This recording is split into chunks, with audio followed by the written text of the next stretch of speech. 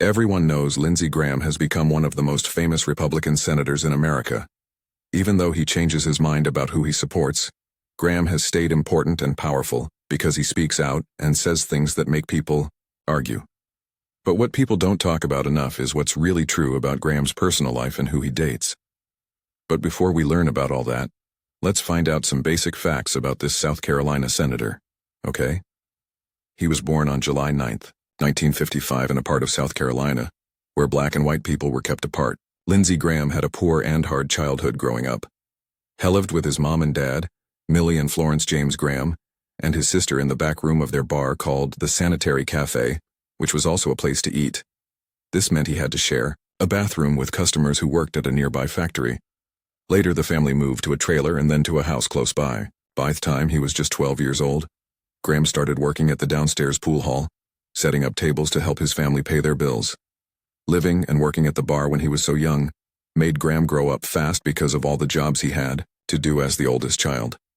But it also put him around dangerous things too early in life. One of his jobs was answering phone calls from worried wives looking for their drunk husbands. Besides these jobs, young Graham also saw the mean treatment of black people. The bar wouldn't let black people drink beer there even though about 1/5 of the town's people were African American. This unfair treatment stayed with him during his growing up years. In high school, Graham wasn't really a perfect student. Actually, he got mostly C grades, but that didn't stop him from having big dreams. He once told his teacher he wanted to be governor someday, and this made his classmates laugh out loud. After finishing Daniel High School and getting just 800 out of 600 on his test to get into college, many people might have thought college was too hard for him. But Graham was determined. He got accepted to the University of South Carolina, making history in his family as the first to go to college. One day while Graham was a student at the university, he got an urgent call to come home. When he got there, he found his mother in terrible condition, fighting a really bad type of cancer called Hodgkin's lymphoma. They rushed her to the hospital, but sadly she didn't make it. Soon after, Graham got another heartbreaking call. His 13-year-old sister had found their father dead in his sleep from a massive heart attack. With both parents gone, Graham took on the job of being his sister's legal guardian. To stay close to home and take care of her, the military allowed him to continue his studies at the University of South Carolina in Columbia. After finishing law school at the University of South Carolina, Graham jumped straight into active duty in 1982 by joining the United States Air Force ASA lawyer in the Judge Advocate General's Corps. He started out as an Air Force defense lawyer, then got moved to Rhein-Main Air Base in Frankfurt, Germany. From 1984 to 1988, he worked as the Air Force's top prosecutor in Europe. During this time, he was shown on an episode of 60 Minutes while defending an Air Force pilot accused of using marijuana, which showed the Air Force's bad drug testing procedures. After his time in Europe, Graham came back to South Carolina. He left active duty in 1989 and began working as a private lawyer. He worked as assistant county lawyer for Oconee County from 1988 to 1992, and a city lawyer for Central from 1990 to 1994. After leaving the Air Force, Graham joined the South Carolina Air National Guard in 1989 and worked there until 1995 before switching to the U.S. Air Force Reserve. During the 1990-1991 Gulf War, he was called back to active duty as a judge advocate at McEntire Air National Guard Station in Eastover, South Carolina, where he taught leaving pilots about the laws of war. In 1998, Graham was promoted to lieutenant colonel, and by 2004, he got another promotion to colonel in the U.S. Air Force Reserve with the ceremony held at the White House and done by none other than President George Bush. That same year, Graham got himself into a bit of a legal fight. At first, the lower court decided it was okay for Graham to work as a military judge while being a sitting senator. But in 2006, the Court of Appeals for the Armed Forces stepped in and said no, ruling that it was wrong for him to hold both jobs at the same time. In 2007, Graham did a couple of short trips to Iraq as air serviced on active duty, first in April and then for 2 weeks in August, focusing on prisoner and rule of law issues. But he didn't stop there. During the Senate break in August 2009, he went to Afghanistan for more service. Although he was later assigned as a senior teacher at the Judge Advocate General School, he never actually took that job. In 2014, Graham was awarded the Bronze Star for his amazing service as a senior legal advisor to the Air Force in Iraq and Afghanistan from August 2009 to July 2014, where he was responsible for watching over the holding of military prisoners. After over 33 years of service, Graham retired from the Air Force as a colonel in 2015, after having reached the required retirement age of 60 for his rank. Throughout his time as a congressman and senator, he didn't get a military paycheck as he wasn't allowed to get one while serving in the federal government. While Graham was moving up the ranks in the Air Force, he was also making big moves in his political career, which started in 1994. That year, Graham saw a golden chance to make his childhood dream of political success come true. It wasn't the governorship he had once dreamed of, but it was a huge step in the right direction. At the time, longtime Democratic U.S. Congressman Butler Derrick decided to retire after 20 years, representing South Carolina's 3rd Congressional District. Seeing his chance, Graham gave his all. With a mix of ambition and a little bit of luck, Graham campaigned hard and got the attention of voters. His military background combined with his fiery determination caught the attention of a lot of people. With a boost from the Republican U.S. Senator Strom Thurmond, he jumped into the race to replace Derrick. Graham won the Republican primary with 52% of the vote, beating Bob Cantrell, who got 33%, and Ed Allgood, who got 15%. In the general election, Graham went up against Democratic State Senator James Bryan, Jr. It was a big victory for Graham, who got 60% of the vote compared to Bryan's 40%. This win was part of the larger Republican Revolution that year, making Graham the first Republican to represent the district since 1877.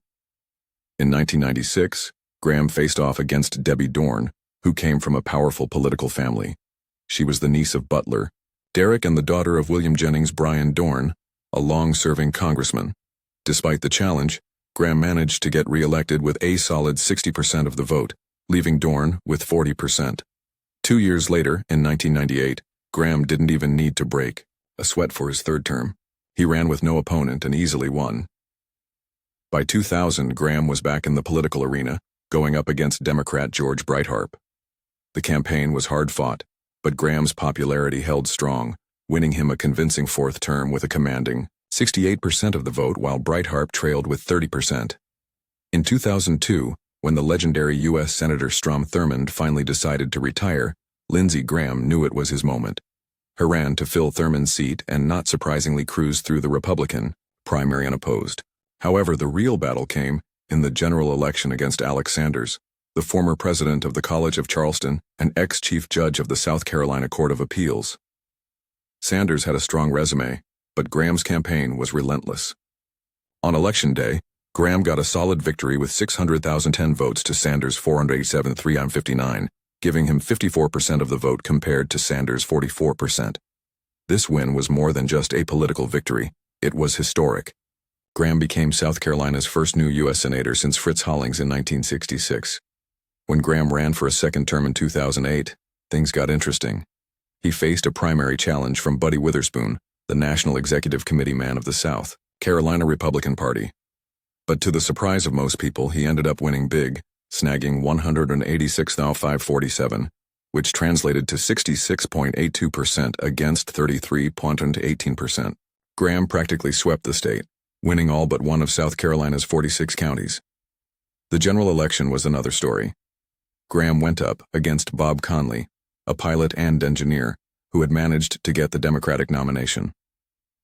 Despite Conley's impressive background, Graham's campaign was a powerhouse. After spending a staggering $6.6 million on his campaign, compared to Conley's $15,000, Graham won big with 176,534 votes to Conley's 196,21, giving him 57.53% on Election Day.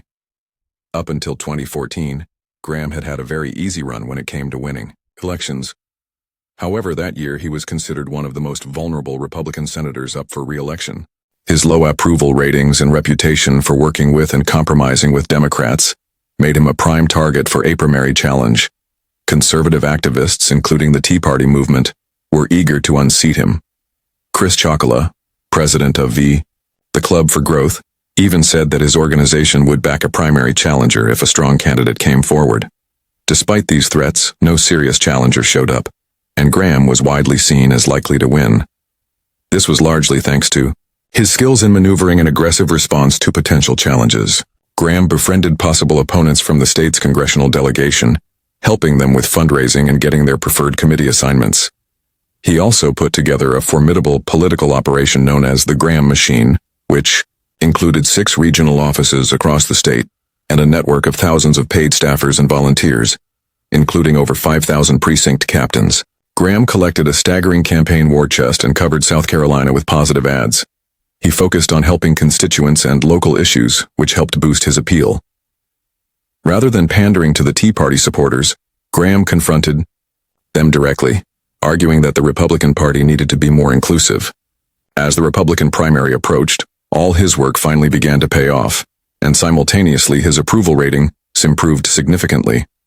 And when it was time for the election, he won with 178,833 votes, which completely swallowed the votes of his nearest challenger, State Senator Lee Bright, who received just 48,904 votes or 15.4%. Although controversial, Graham continued his run as senator for the full term, and in 2014 he began toying with the idea of running for president. Less than a year later, he decided to double up on his childhood dream and throw his hat into the 2016 presidential ring. This time he didn't have it as easy as he had had during the Senate elections. In a crowded field of Republican candidates, Lindsey was polling so low that you needed a magnifying glass to find his numbers. He was up against strong personalities like Donald Trump, so unfortunately his campaign was an epic fail even before it began. However, that didn't stop him from shooting shots at Trump every time he got the chance.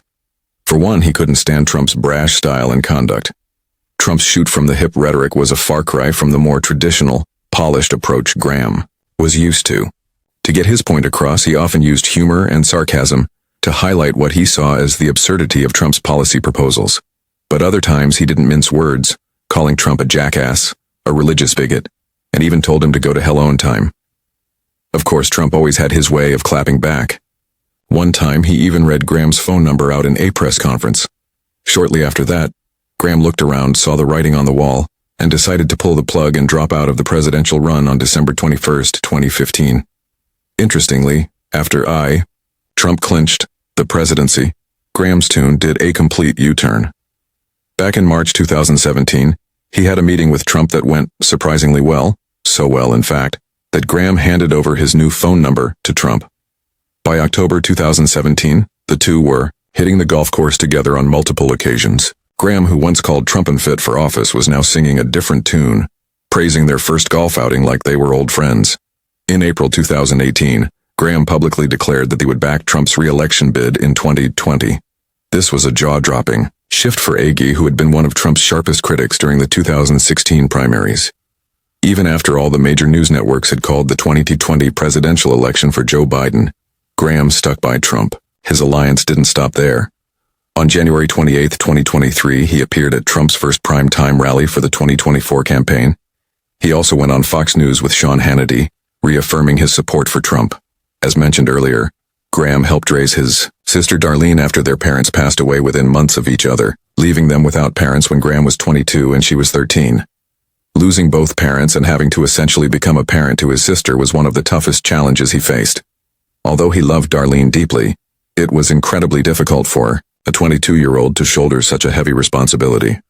This experience, however, brought them incredibly close. They became almost inseparable, so much so that during his presidential campaign in 2015, Darlene expressed her desire to frequently join him on the campaign trail to show voters his softer side. She wanted to be there to highlight the personal, caring aspects of his character that the public might not always see. When it comes to Lindsey Graham's love life, there's not much to dig into. Not because he's particularly secretive, but because it's been fairly uneventful. Back in law school, he had a girlfriend named Debbie, but their relationship didn't last. Then during his time in the Air Force in Germany, he dated a fellow JAG officer named Carol, who later went on to serve on Colin Powell's staff. However, there was one serious romance that almost led to marriage with an air hostess named Sylvia, while stationed at Partne Air Base in Germany. Graham found and lost love in the span of a year. Their relationship ended because her elderly mother couldn't relocate to South Carolina, and Graham wasn't planning to stay in Germany, so despite the potential, they went their separate ways. Graham's life has, however, not been without controversy. In 2020, things got a bit heated when a gay adult film star named Sean Harding took to Twitter with a bombshell accusation. He claimed Lindsey Graham was gay and used the hashtag #LadyG, which he said was Graham's nickname among male sex workers.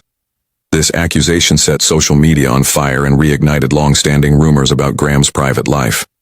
There were whispers about Graham being seen in gay bars and having same-sex relationships. This was particularly ironic because back in October 2010, he faced some serious heat for defending people who opposed gay marriages. Despite all this, Graham Hasselways publicly denied these allegations and stated clearly that he is in fact straight, even though his love life has been missing in action. As for where Graham lives, the exact address isn't public knowledge, understandably for privacy and security reasons. What we do know is that he calls Seneca, South Carolina, home. Seneca is a cozy small city nestled in Oconee County in the northwestern part of the state near the Blue Ridge Mountains and Lake Hiowee.